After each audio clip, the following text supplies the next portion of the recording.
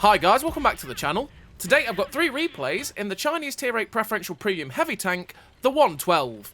Now if you did like the video, as always, don't forget to like and subscribe down below as it really does help out the channel. And yes, the 112, it has preferential matchmaking. Now if you don't know what preferential matchmaking is, it basically means it will never see Tier 10s. Unless you're a fool like me, and you platoon with people that weren't playing preferential premiums. So that is the way to fail platoon these days. And that is the fact that you can platoon with people that don't have pref on their tanks, and you will see tier 10s. But that's the only way that you will see tier 10s in this vehicle, because the highest it can see is tier 9, as it sees +1, -2. And this is free in the Season Pass. At level 100, everybody will be getting this tank for free if they complete the Season Pass. And what's it like as a tank? Well, it's an okay tank as a tier 8 preferential premium. There's one massive downside to it, and that is the AP penetration, which is very, very poor. But you've got pretty good heat penetration at 250, which does let you penetrate a lot of vehicles that your AP rounds just will never go through, and generally means that you will go through a lot of tanks that you wouldn't pen in general. And especially it was something it always had over the IS-6, for example, which had the same penetration on the standard rounds, but then only had like 217 penetration on the premium for the longest time, which meant that, yeah, it just couldn't pen a lot of tier 9s, which was a pain. Whereas, you know, this tank could, because 250 heat pen was quite nice. The downside to the 250 heat pen was the slow shell velocity, which means it does loop a little bit, and means that it hits armor plates at kind of strange angles, which then leads to some very, very strange bounces, which can be a bit frustrating. It's fairly sluggish in terms of its mobility, which means that it does have a good top speed, but it doesn't hit it that often. But the armor is pretty nice on the 112, especially when you're top tier, and you will see top tier a lot being a preferential premium. And that means that you can bounce a lot of damage, especially when you're side scraping, all that good stuff. It can be very, very nice. It does like getting set on fire though, which is a very Chinese problem, even though it's got a internal fire chance that is quite low at 12%. So this tank has a 45 km/h top speed with a 15 km/h reverse speed, 12.61 horsepower per ton ratio with that 580 horsepower engine, which means that generally you are a little bit sluggish and slow to get up to that 45 km/h top speed. Now there is an opposite premium to the 112 as the Chinese tier 8 heavy, and that is the WZ-111 or the Alpine Tiger.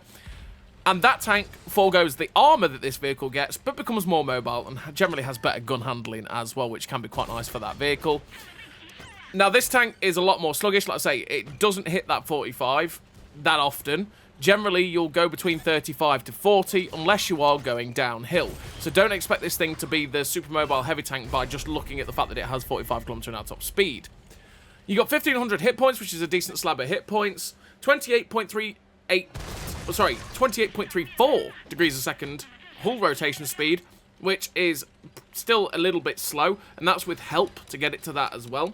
And a 28.24 degrees a second turret rotation speed, which again isn't the fastest in the universe, and it just adds to the general feel of this heavy tank being a little bit slow and sluggish. And it feels, to be honest, naturally very, very heavy tanky in the way that it feels when you're trying to drive the vehicle. You've got 486 meters of view range, which is very, very good for a Soviet-esque vehicle. It means you can get up to that really good view range of 486 when you've got 380 base, which is, yeah, like I say, nice for the 112. Means you can spot for yourself, get some good assistance damage at times, and you're not the blindest tank in the universe, which is great. You've got 0.73 accuracy during rotation, which isn't too bad actually for a Soviet-esque 122mm gun. And 2.6 accuracy during movement, which really isn't that nice in general, and that's with help as well. So generally the gun doesn't bloom out that horrendously. I mean, you're seeing it there. That's the worst it gets, which is way better than it ever used to be. Before 6.0, the gun handling was absolutely atrocious on this thing, and the gun handling still is pretty poor on this thing, but it's not all that horrific. And with that gun bloom you're seeing there, you do have a 2.58 second aim time, which means it does take a wee bit to aim in, but all in all, because the aim circle isn't that big, you don't feel it all too much. You've got 0.36 accuracy at 100 meters though, which is derpy, and it is on the derpy end of accuracies, and that can be a bit of pain, especially when firing at distance. This tank does like to derp its shells into the floor, so be very, very careful of that. You've got 6 degrees of gun depression, which is okay. Again, that's not horrific, but it's also not good. And it can be a bit of a struggle sometimes on a ridgeline, the 112. You've got 9.63 second reload, which is 2.5k DPM with the build I run, or 2.4k DPM I should say, with 175 penetration on the standard AP rounds and 250 penetration on the premium heat rounds, which means again the standard pen is really going to struggle to pen things quite a lot, but the premium rounds will not make you struggle at all to be able to go through your targets you're facing, which can be quite good. You do have 800 meters a second shell velocity on the standard AP rounds though, which is really not very good. And to compound those matters, when you load heat, you get 640 meters a second shell velocity, which really is pretty atrocious. Which is, like I say, it leads to that looping effect, which occasionally means the heat shell hits armor at a weird angle and bounces. So what do I run in terms of recruit and equipment? Well, I run Born Leader, Rapid Reload, Sixth Sense, Situational Awareness, Trap Mechanic, Clutch Braking, Steady Aim, Snapshot, Run and Gun, the Advanced Loader, Gun Stabilizer, Optics. Optics to be able to get that 486 meters of view range so I can spot for myself really effectively and not get outspotted too often either. Gun Stabilizer to get the extra during rotation and movement down as low as possible, and that's exactly the same reason we run all 3 gun perks, because if you do not help the gun on this tank, it is awful to use. So you want to be running all 3 gun perks on that Gun Stabilizer if you can. The Advanced Loader to get the best DPM as you can, because 2.4k DPM is alright, but it's also not great. So you want to help that out as much as possible so you can slap people with that 390 Alpha and then put rounds out downrange pretty consistently.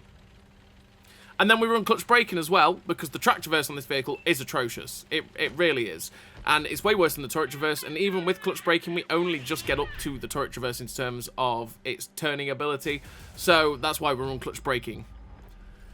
So we finished that first game with 3 kills, 4.8k damage, the Ace Tanker, the Steel Wall, the Sniper, the High Caliber for that 1956 base XP.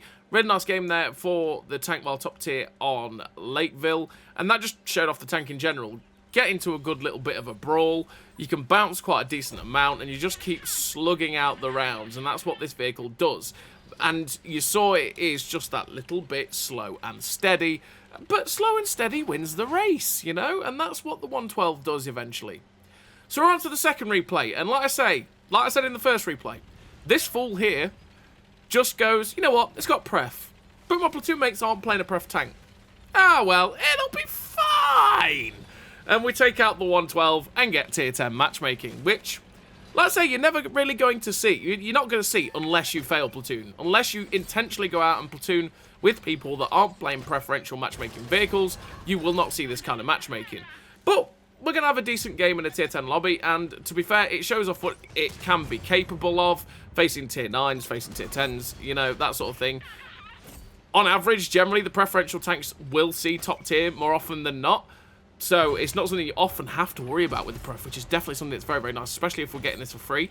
But yeah, it shows it off a little bit, right?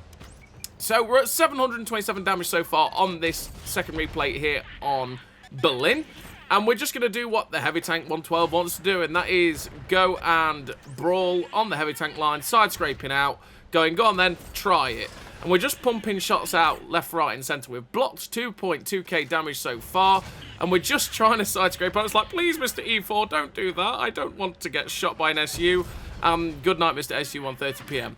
Sorry, Super Seabass. So we are progressing the fight now onto the KV4, who just gets shut down by the Grill 15. Well, Mr. Grill 15 was never going to struggle with the KV4, that poor dude.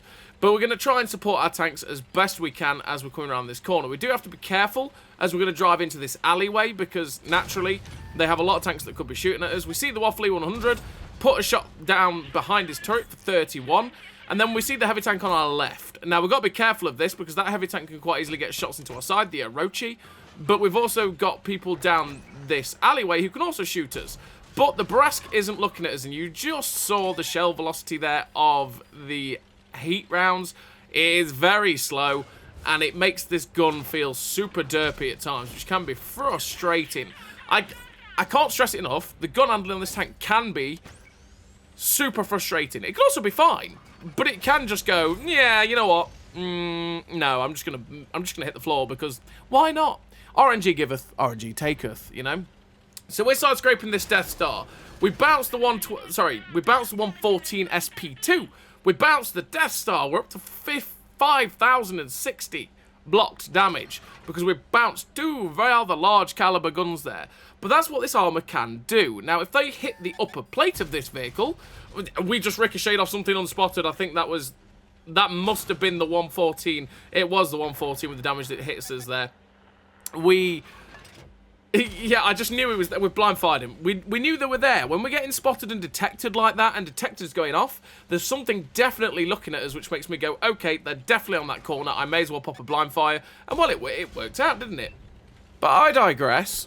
The armor, like I say, if they hit the upper plate, because the upper plate is thick, it will probably still go through it when you're facing tier 9 and 10 premium rounds. Quite realistically, they probably still will pen your upper plate. But when you're facing tier 8 standard and premium, the likelihood is you will bounce quite a lot off of the armor. But if you're using it to side scrape and stuff like you've just seen there, you can still bounce a lot as well, because the turret front is still pretty damn solid, and because it's well angled as well, you can ricochet shots off that turret quite easily too. It's all about using the armor effectively and knowing how to get the best out of it. Like it is with any heavy tank, to be fair, because a lot of heavy tanks just take the nuances, the knowledge and the nuances of how to get the most out of it to be able to, you know, make the best out of any situation in it, right? And that goes for any tank, realistically. You've got to know the strengths and weaknesses of the vehicle, and that way, you'll have a good time. So we're trying to get a shot into the T249 Black here, and well, we've derped 2 shots, and it's good night, Mr. T249. Thank you very much. Get out of my game, little pest. And we finish off that tier 10 light tank there with a nice little shot, although we really should have hit him earlier on. We had just a bit of bad RNG and also a bit of poor aim, but there we go.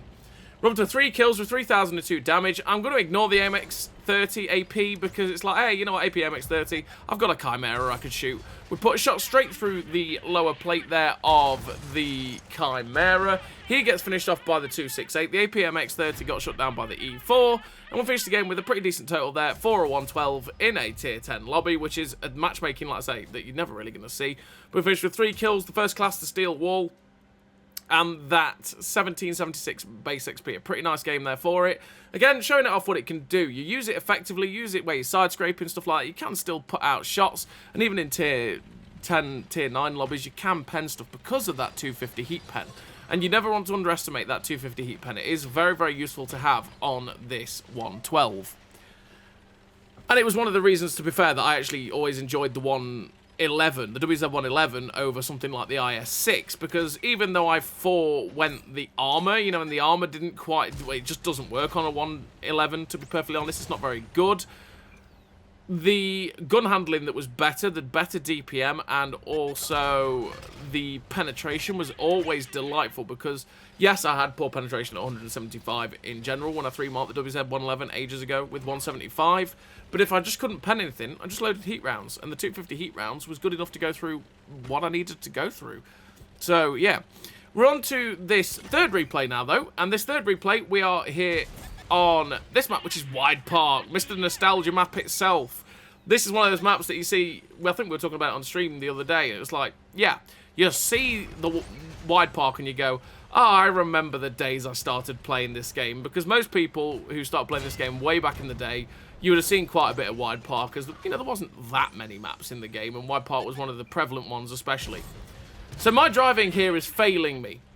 I was driving into the pillar and not moving. I'm like, please, let me go. And yeah, it finally let us go. We put a shot through the lower plate of the A44. He gets shut down by the Valeraphon, who set him on fire. We bounced the Caro P88. Unless he fires premium, will struggle to go through us. The Lycan pops out. Not sure why he was doing that against us, really, as we put a shot straight through his side. Just waiting on our reload, and we notice the Type 59-2. It's like, Mr. T59-2, what are we doing? We put a shot through the side of the T59-2, who's just YOLOing through, and the Black Prince shuts him down. We're up to 2.3k damage with 54 assistance, and we're just turning back to now put pressure back onto the guys that were directly in front of us. So we put a shot through the side of the Caro there, who ricochets off our upper plate.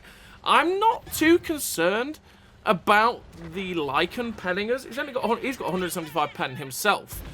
And 175 pen is actually going to struggle with a 112 frontally, even on the lower plate. It's not impossible to pen us in that regard, but it will struggle. We put a shot through the side of the Caro P88 who's going, please no, please, I'm just a little Italian spaghetti, I want to live to do damage. Mr. Lycan, snapshot, good night, get out the game, sir, as you were being a little bit too cheeky there. And we're going to drive around the side of this building in the hope of getting a shot into the Caro. So we RBRT onto the Caro and finish him off.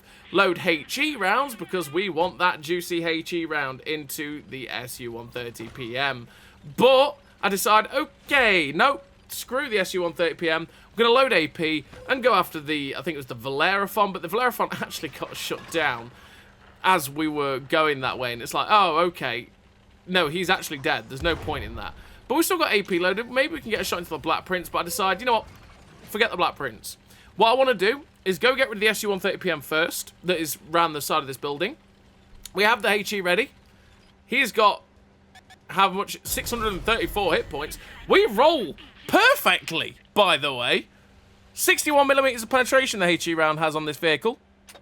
530 damage average on the HE rounds, on the 112. So we rolled for a perfect 530 there. That's kind of satisfying. We'll take that. But yeah, I just felt like I'd get rid of the SU-130 PM first, so that I didn't have to worry about a big gun just popping out and shooting us occasionally in the side, and then we could have turned our attention to people like the Black Prince and the Jagdpanther 2. So we went for the lower plate of the Jagdpanther 2. Unfortunately, we hit the tracks. We go for the lower plate this time, and thankfully, it goes in. And that's what I was talking about with the gun, in the fact that it is a bit derpy at times, even though we had the whole lower plate. That second shot went straight through the lower plate, but the first shot just went, yeah, you know what? I'm just going to hit the tracks so that I track it in place and just say, screw you, you're not getting the damage, my son. And that was unfortunately the way it went. But we did manage to shut it down, and, you know, we'll always take the kills on the German Tier 8 tank destroyers. We finished the game with the 6 kills, 4.3k damage, 682 assistance, the Ace Tanker, the Pascucci's Top Gun, the High Caliber, with the 2029 base XP. Really nice game there for the 112 on Wide Park. And yeah, that is the 112. This is the tank you're going to be getting at level 100 in the Season Pass. It's a pretty decent preferential premium heavy tank. It's pretty capable. It's got decent armor. It's got poor gun handling realistically, but okay-ish DPM. Hits hard, and yeah, it can be pretty enjoyable, especially since the fact it has preferential matchmaking. So as always, everybody, thank you very much for watching. I'll see you next time.